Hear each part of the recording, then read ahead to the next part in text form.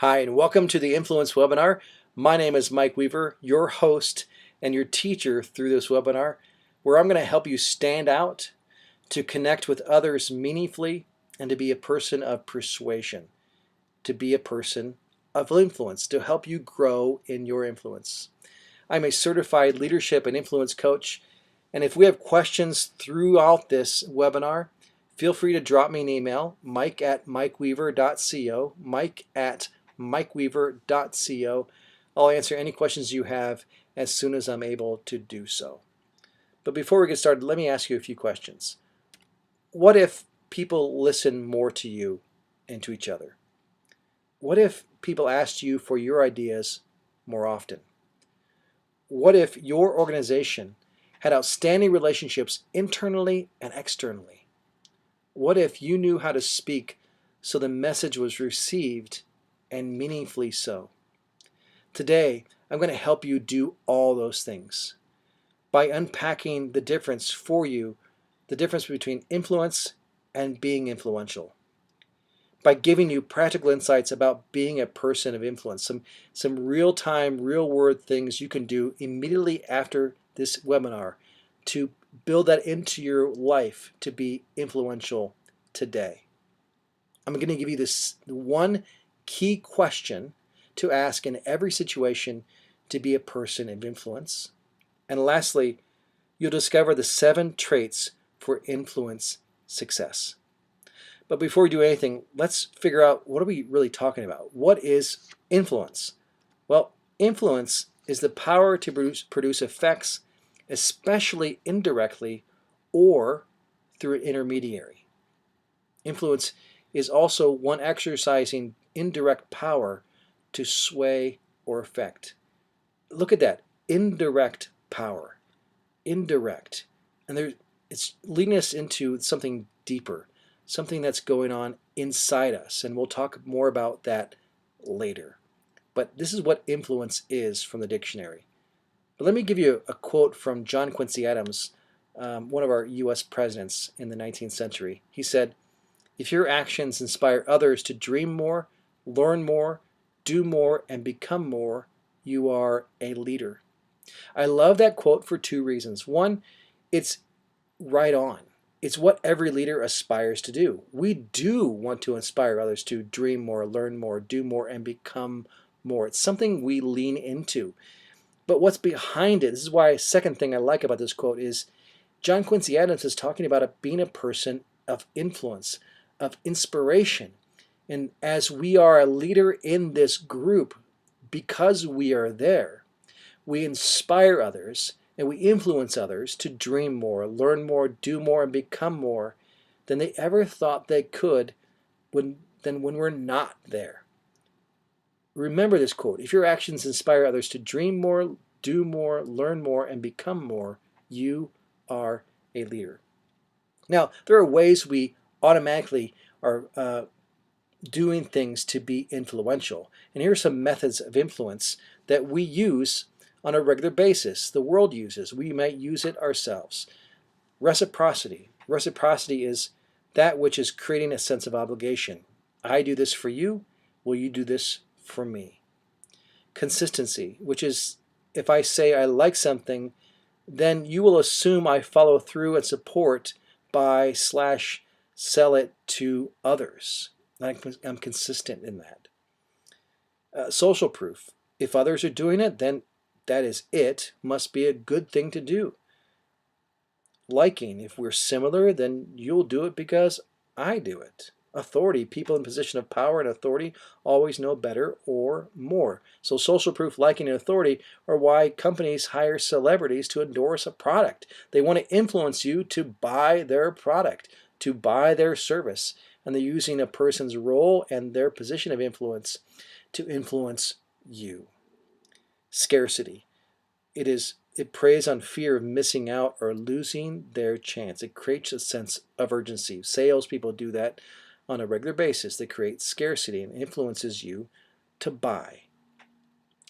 But the difference between influence and being influential is influence is external. It's about title and role and position. It's about the other person. It's about creating change, but it's focused on what do I do? What do I do? I create scarcity. What do I do? We bring in somebody that brings social proof. What do we do? We're about reciprocity. And those are all doing things. But to be influential, which we'll talk about later, it's about internal things. It's about the indirect power.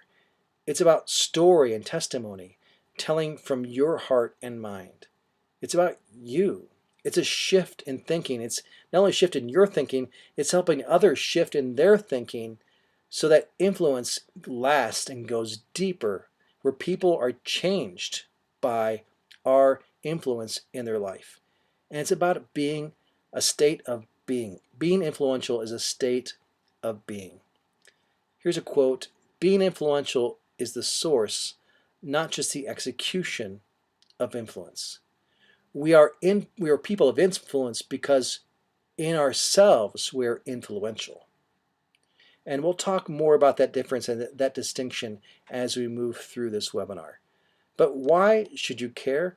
Because influence and being influential is foundational to your life, to your business, to your teaching, to your parenting. It's the foundation for everything. It's the difference between success and failure. It's the source of change. We're changing all of the time. It's the initial stage of connection between internal and external people. So people that we serve directly and those outside our organization. It is the initial stage of connection, how influential we are. And being influential is the pathway to being effective with yourself, your environment, and with those you serve. So with that introduction, let me introduce myself. As I said, my name is Mike Weaver, and I'm a certified leadership and influence coach, in particular with the Influence Indicator, which we'll talk about later, the Keller Influence Indicator. I'm a certified coach that can administer that assessment to other people. I've been a pastor for nearly 20 years. I've spoken and taught internationally, most recently last fall in India with a seminary there teaching 25 pastors about leadership and influence. I'm also an improviser. I've done improv theater. I've taught it, I've performed it, and I've learned it for the last 15 years in Central Ohio, and I continue to do so. Improv is life. We are always improvising something throughout our lives. So improv has really influenced my way of being as a leader and as a person. It's not about comedy. Improv is about connection. And if you have questions about improv and how that applies to leadership and life, feel free to give me a call or email me. I'll be happy to talk more about that later. And I'm also a husband and father. I've got a wife who my wife's name is Darcy, and we have 3 boys, 18, 14, and 13. It's a busy time for us, but a great time for our family. I'm happy, so glad to be a dad and a husband. I feel very, very blessed in that way. Well, how do we influence others? Here are some key things you can do immediately following this webinar to be a person of influence. First, listen more. To be this person who talks less and listens more. The person who keeps their mouth silent more, their mouth closed more, and opens their ear more. It's not necessarily hearing words, it's listening deeply, to listening to what's really going on. Because when you understand a person that's in front of you talking to you, as you read their body language, their facial expressions, as you hear their vocal intonations, as you hear the words they're saying, you put all those together, you begin to understand where they're coming from more, and you can speak intelligently and persuasively into their situation. But you need to listen more. Listening is not easy. Hearing something is easy. Listening goes deeper. It takes more time and takes more energy, honestly.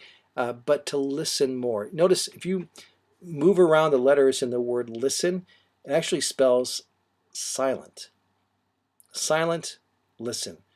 Be silent more, listen more, and allow people to open up around you. The second thing is to make the other person look good.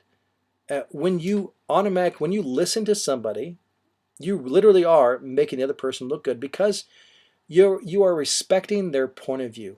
You're giving them a voice. You might not agree with what they're saying. You might completely disagree with what they're saying. But is there something of value in them as a person that allows them to have a voice to speak something. And when you allow somebody else to speak and they feel good around you, that they feel like you appreciate them as a person, that gives you opportunity to share your voice with them and your perspective and your ideas. But it starts with an attitude of being a servant by listening and making the other person look good. So when I teach people about making the other person look good, here's what the phrase I use. And you can use this when you're with somebody and they're sharing stuff and you completely disagree with what they're sharing. They're trying to persuade you maybe, or something they've shared. And if you, instead of disagreeing by coming back at them, start by saying this. And it's going to require you to listen to what they're saying. But start by saying this. What I like about what you said is, and then find even the smallest kernel of something they said, the way they said it, or their motivation behind it. Find something that you like, even a little bit. What I like about what you said is X, Y, and Z. And then once you say that, because now you're respecting them and you are showing them that you appreciate them as a person, and you're separating the person from the argument, person from the idea. What I like about what you said is say that, and then that gives you permission now to say your point of view, because now it shows them that you've now listened to them and you're picking up on something that they really put their heart, maybe they put their heart into. What I like about what you said is X, Y, and Z. And as I said, share your voice. It gives you time to share your point of view because you have a point of view as well. And then lastly, be a person of character. Who you are matters in every situation. Who you are as a person. Are you a good person? Is there good character qualities that are emerging from you as a person? Because those character qualities are what's going to last and what's going to make the most impact on the people around you. Be a person of character. Now, all those four things come out of improv theater. I mentioned I was an improviser. I've taught it, I've learned it, I've performed it for the last 15 years. And those four things are things that inform improvisers on stage. Now, they're telling a story in the moment, but each improviser is influencing a story to go in a particular direction. So as each improviser steps on stage to listen deeply to what's happening, really happening in the environment the story is being told in the characters that are emerging in the stories, and making the other person look good. And that is, the improviser themselves is not the star.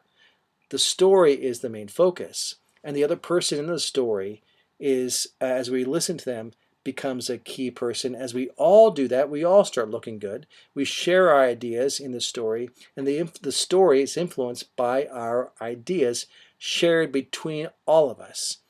And lastly, we become a person of character. Every story needs a character. And as improvisers know and go deeply into that character, whether it be a mom, a dad, whether it be an animal, whatever that character is in that story that story demands, as that person is committed deeply to that character, the story takes on a natural flow. Be a person of character. And that's true for on stage, but that is true for our lives. When we're committed to who we are, we're committed to be a dad. When we're committed to be a pastor, a business leader, and whatever role that we are placed in, and when we're more committed to that as a character, as a person in the role, and committed to the character of who we are as people, our level of influence will skyrocket, because that commitment influences how we're impacting the world around us. Well, let me tell you a quick story that was told by Edwin Friedman, who's a rabbi. He's now deceased, but he told this great story about a guy who claimed he was dead. And it's going to help us start applying what it means to be a person of influence and how we influence others to get to where we hope that they would go. Here's the story. I call it Dead Man Walking. And basically, the story is this. There's a guy who came home one day to his home and said to his wife, "Honey, I am dead." And she says, "What do you mean?" He says, "No, literally, I'm physically dead." And she thought it was a metaphor, and she pushed back on it a little bit. He says, "No, honey, I am dead. I am a walking, speaking, dead person. I am deceased. Then she realized he was serious. And she says, you can't be dead. I mean, you were walking. You were talking to me. Dead people don't walk and talk. Well, honey, I am dead. And so she called her friends and neighbors and said, my husband must be crazy. He says that he's dead. And they came over and they kept saying to him, you're sitting down. You're moving. Your limbs are moving. And one person put his head to his chest and said, your heart is beating. You are not dead. And he said, well, I don't know what to tell you. I am dead. And every argument they gave him, he pushed aside as if he's brushing aside a piece of paper off a table. Information after information after information. He just was convinced that he is dead. Well, the neighbors and his wife got together and said, we got to do something here. I mean, he cannot go on like this. What's this mean for our lives? So what do we do? So somebody said, we need to get a psychiatrist in here. Another person said, can we call a family doctor? Another person said, I have a great pastor who I know could come talk to him and convince him that he's not dead. And so they called a psychiatrist, and the psychiatrist showed up, and he's one of the best psychiatrists in town. He comes in with his suit, and he walks in the house, and he says, sir, let's go talk. And they go to a back room, and they close the door, and they're in there for an hour. And they hear some raised voices. And after an hour, the psychiatrist comes out. His tie is pulled down. His top button of his shirt is unbuttoned. His hair is a little disheveled. And he says, ma'am, your husband's crazy.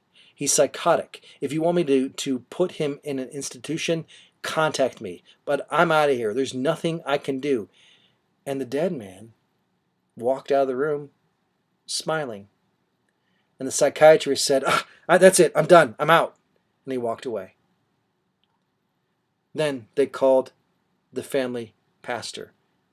And unfortunately, the family pastor wasn't available, so they said, wait. I know there's an evangelist in town who does great healings, and he's very persuasive. Let's call him. Maybe he can come over, and I tell you, if he's able to help this guy who thinks he's dead, if he can help him, boy, it's going to put a notch in his belt, and it's going to help him with his own testimony as a preacher, as a teacher, as a leader. Let's call him. So sure enough, that guy came over, and he was so great, so welcoming, and he says to the dead man, let's go talk. And they go in the back room, and they're in there for like an hour, and after an hour, the evangelist comes out, and he says, I don't know what's going on. There's nothing I can do, nothing I can say. I can't pray. I don't know what to do. Everything I say, he pushes aside. And the dead man walked out of the room smiling. And the evangelist left the house in a huff. Lastly, they said, let's call the family physician. He knows this man the best. He's examined him in his doctor's office. So the family physician comes in, and he says, tell me what's going on. And the guy says, Doc, I'm dead. The doctor says, oh, is that right? He goes, yeah, I am completely dead. The doctor says, okay, let's do this. Can you stick out your arm for me? And the guy did. And the doctor said, I'm going to take a scalpel, and I'm going to make a small incision in your arm, and it's not going to hurt. I'm not going to go very deeply. And then as it bleeds a little bit, once it starts bleeding, I'll make sure I put some antiseptic on it, and we'll put a bandage over it, and you'll be healed up. But can we do that? He says, Doc, feel free to do so, because I don't know what you're talking about. Dead men cannot get infected, and I don't know why you'd put a bandage on it, because I really don't care, because I'm dead. The doctor says, okay, well, whatever. So the doctor says, please hold out your arm. And everybody was watching this with bated breath. The doctor made an incision in the man's arm, and blood started flowing out of that incision. And the doctor said, are you convinced now? The dead man says, what? He says, because, see, blood is flowing. Blood is flowing. And everybody took a sigh of relief, because they knew dead men that doesn't happen with dead men. Only people who are alive had blood that's flowing. And to the doctor's promise, they put a Band-Aid on it and put some antiseptic on it. And the dead man rolled down his shirt, over the incision, over the bandage, took a deep breath, and as he started to leave the house. And everybody said, "Where are you going?" He says, "Well," he says, "everybody, I think I was wrong." And they go, "Why?" He said, "Well," the dead man says, "Well, I guess I was wrong. Dead men do bleed." So here's my question for you in this story. Who is the most influential person in that story? Is it the wife? Is it the friends and neighbors? Is it the psychiatrist, the evangelist, or the doctor? Or is it the dead man? Who is the most influential person in that story? It is the dead man, the one who's committed to his character the most. He's committed to being dead. There's no information that they can share with him that will influence him to believe that he's not dead. Because to be influential, to be a person of influence, is less about the information shared. It's not about the role or position a person has that affects lasting change in another person. It's not about information or a role or anything like that. It's not about convincing somebody to do something or believe something. That's not influence. Influence is something different. Being influential is what matters. The question the wife and the neighbors and the friends and the professionals that came in, one of the questions they weren't asking, and here's the question that you can ask in every situation to help you grow in your influence in every single situation. Ask yourself this: who do I need to be in this situation to be influential?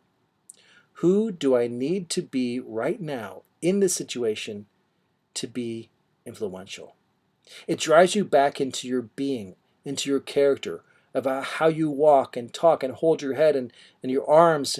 Who do you need to be influential in this situation? Ask yourself that question, and you're growing naturally and internally as a person of influence in every situation. And you need to ask that question, that being question first, before you say anything or do anything, because that being is impacting, as I said before, that being is the source of your influence. Who do you need to be, or who do I need to be in this situation to be influential? Dr. Les Parrott, who is a psychologist, put it this way: who you are matters more than what you do. Who you are matters more than what you do. Influence is caught. Influence is caught by people. Kids pick up on the character of their parents. Leaders, your character matters. Who you are matters more than what you do. Why? Because who you are influences what you do. Here's a litmus test for every leader. If we took away your position of influence, would you still be influential? If you're a pastor, if we took away your position of pastor, if you're a CEO, we took that position away. If you're a parent, we took away your parent, you're just now a neighbor to your kids, would you still be influential to those people that you serve? That's the question. That's the litmus test. Ask yourself that. If we took away your position of influence, would you still be influential? Karen Keller, who is a psychologist, a clinical psychologist, said this: the connection between being influential and influence is you have to be a certain way in order to do or have a major impact on a situation or person.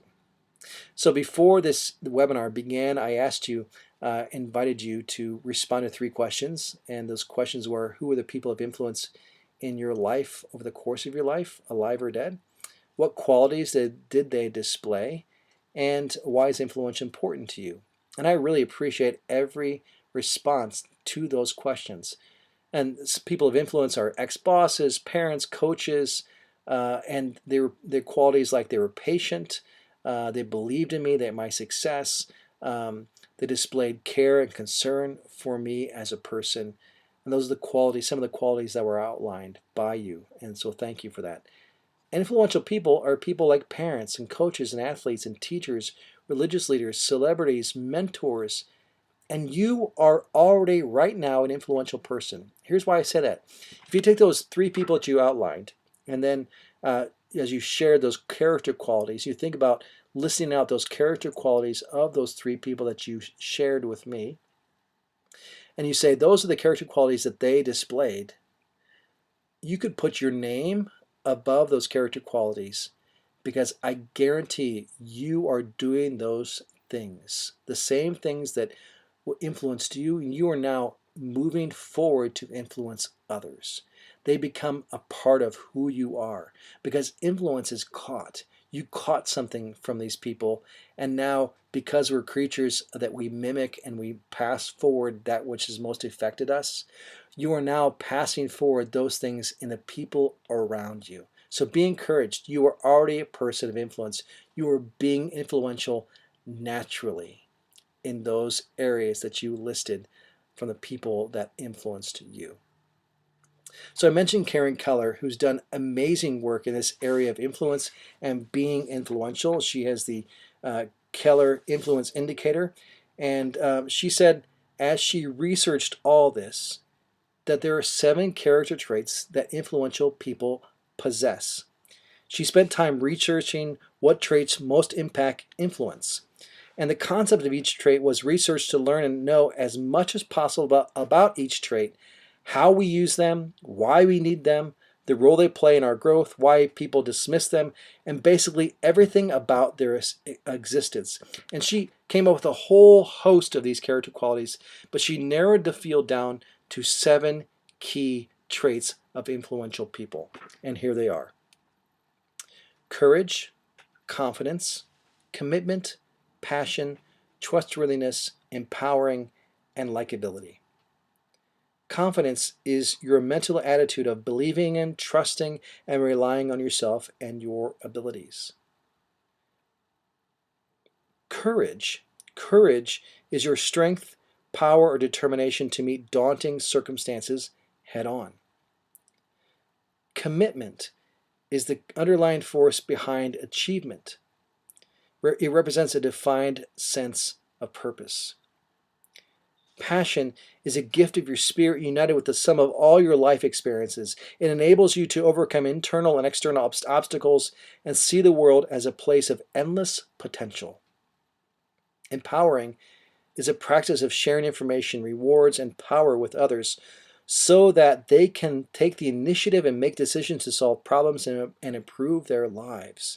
People who are empowering are influential. Because it kind of goes back to, it doesn't kind of, it really goes back to those 4 things that influential people do.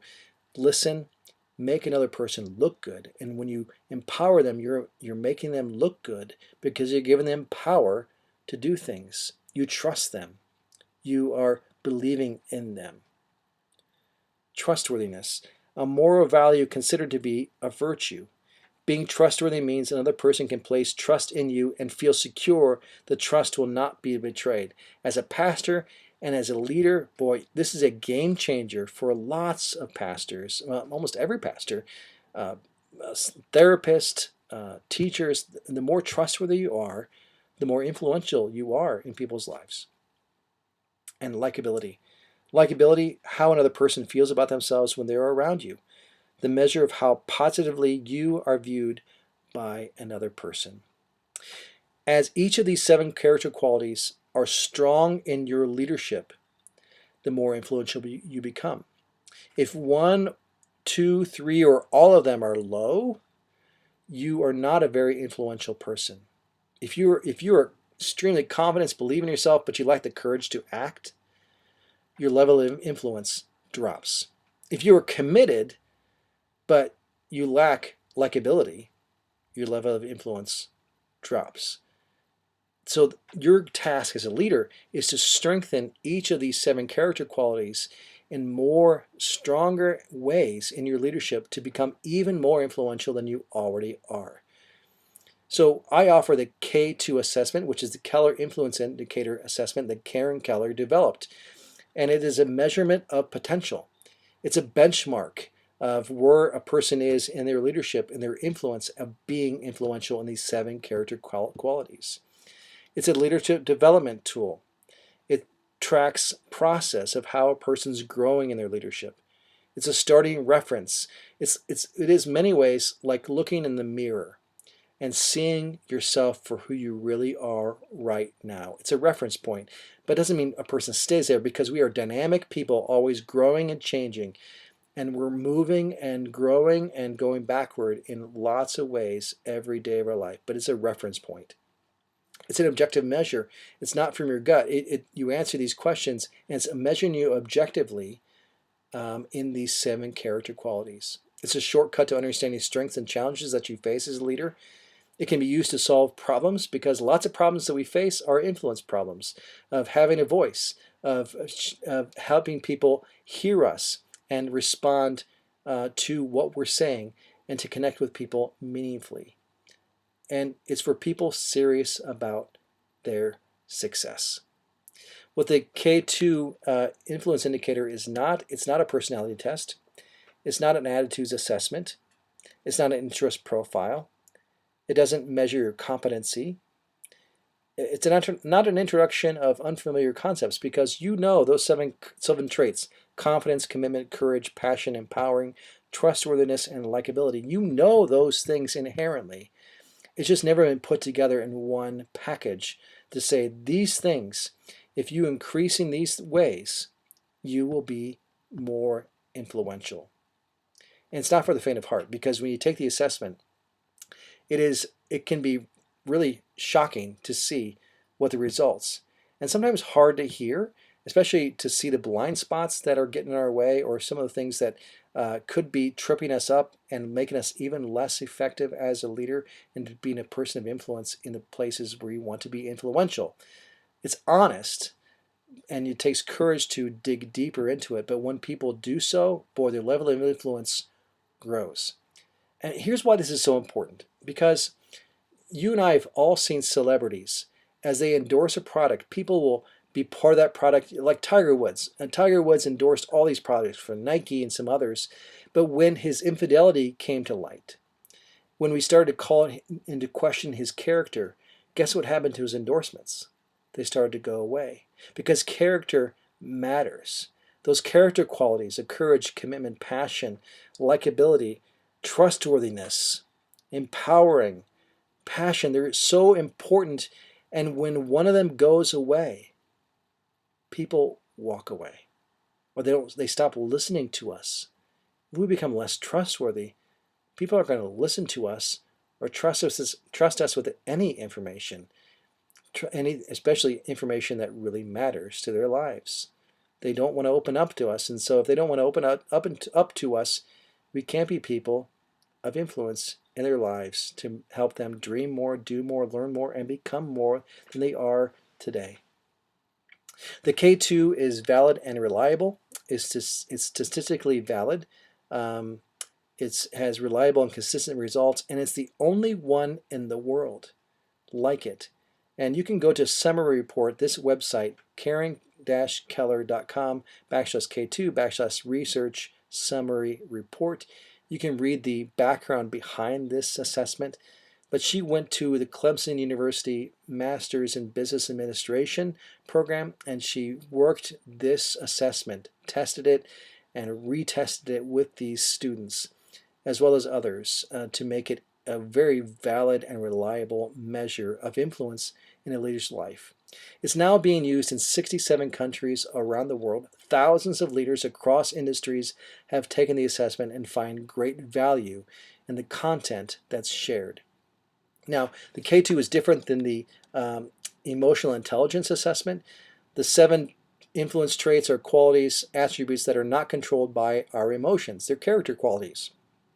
Emotional intelligence, which is great, is the ability to identify your own emotions as well as those of others, utilize emotions and apply them to tasks, and manage emotions, including controlling your own. But it's different than the K2 influence traits.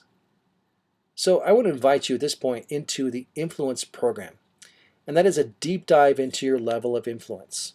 As I said before, I'm a K2 certified influence coach.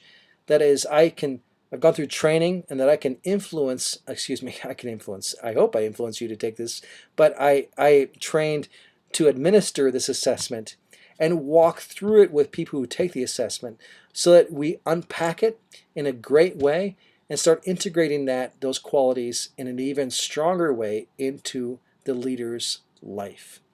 So here's what I offer. I invite you to take part in the Influence program. You take you take the assessment, the K2, and you get 2 reports. The K2, the Keller Influence Indicator Report, which is the blue one on this screen, and the soccer report, which has the orange on it. The soccer report is your organizational competencies report. It takes those 7 character qualities and says, okay, now how do they show up in the organization you serve, in your leadership, in your teamwork, and 3 other key areas. They are multi-page, very comprehensive look at your leadership. And it's a customized look at your leadership. It's unique. No other assessment is like yours. And it's a reference point for today. But it's so unique and it's very comprehensive. That is, each report is at least 30 or 40 pages long as it looks at each of these 7 areas. And the soccer report, each of those areas of competency where you are a leader in your organization. I give you an executive summary, which is a shorter version of those 2 reports. The K2 and soccer workbooks, which are exercises you can use to integrate these character qualities into your leadership. But also give you 3 months of coaching with me. That is, we meet 2 times a month, either by phone or online through Skype or some other program.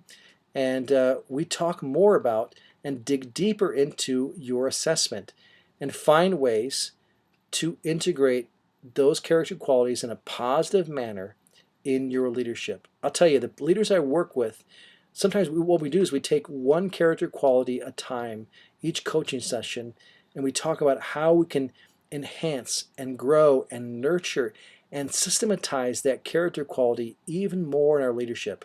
And the leaders who do that, boy, they're already great leaders. They become even greater leaders, even more influential than they were when they first took the assessment. I give you 1 life checkup session, which is an extra session beyond the 6, which is, let's take a 30,000-foot view of your life and see how you're doing in those areas of responsibility for you. It's kind of like going to a doctor for a physical. I give you the notes from every session that we have, and throughout the entire 3 months, unlimited laser coaching via email or phone with me. Basically, you have a retainer, and I'm available to you 24/7 for those 3 months. Now, you can get all those things normally. I would charge $1,270 for all of that. But today, I'm going to give this to you for $997. Essentially, what I'm giving you, if I go back to that list, the executive summary, the workbooks, and the life checkup session for free. You're getting the assessment and reports for the K2 and soccer and the 3 months of coaching. That's what you're paying for. And you get the other things for completely free for $997. Now, here's the thing. You can go to a conference and you can pay $1,000 to go to a conference between the conference fees, the hotel, the travel, the time away, and conferences are great. But what conferences give you is a lot of great information, but what you don't have is a conversation with the speaker and knowledge from the speaker about you as a leader to help you integrate their information in your leadership. That's on you. They gave you the information. Now it's your responsibility to integrate that on your own. You can also read a book about influence, and that's great. $20, you can get a lot of great information about influence. Again, but you don't have a conversation with the author to help you and who knows you to customize that information into your leadership. But here's what you get with me for $1,000. You get the assessment, the reports, the workbooks, the summary, and you get 6 sessions with me to walk alongside you, to find ways to go deeper, to grow in your influence in real time, real world ways, so that your contribution in the places where you are called to be a leader, as a pastor, a teacher, a CEO, a parent, whatever that is, it grows exponentially because you are intentionally looking at each of these areas in a conversation with me as your coach to put in practical solutions to problems that you face, but also to show you ways to increase those qualities and enhance them even more in your life. All you need to do is go to 917coaching.com/influence program. It'll give you information about how to enroll in this program for only $997. I hope you take advantage of this. I would love to work with you and help you grow in your leadership influence. Here's the bottom line. Being influential is the cornerstone for your success. It is true. In order for you to be a leader, you need to have followers. In order for you to have followers, you need to be a person of influence, of people who want to follow you. That's about being influential. Being influential is the cornerstone for your success. Thank you so much for being here. I hope this information has been valuable to you. I've enjoyed sharing it. I hope it's been a blessing to you. As I said before, if you have questions, feel free to contact me, mike@mikeweaver.co. I'll be happy to answer any questions that you have. And then certainly go to 917coaching.com/influence program to enroll in the influence program. Until we talk again another time, may you be blessed to be a blessing today.